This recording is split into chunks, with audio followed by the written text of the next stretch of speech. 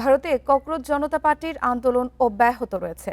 বুধবার সংসদ মার্গ এলাকায় বিক্ষোভকারীদের সঙ্গে সংঘর্ষে 5 পুলিশ আহত হন।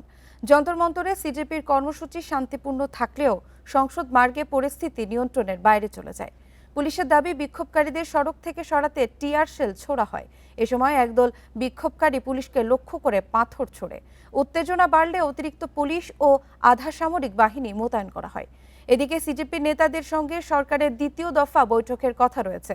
নিরাপত্তার কারণে দিল্লির কেন্দ্রীয় এলাকার 16টি মেট্রো স্টেশন বন্ধ রাখা হয়েছে। যন্তর মন্তরের আশেপাশের এলাকায় ইন্টারনেট পরিষেবা বন্ধ করে দেওয়া হয়েছে।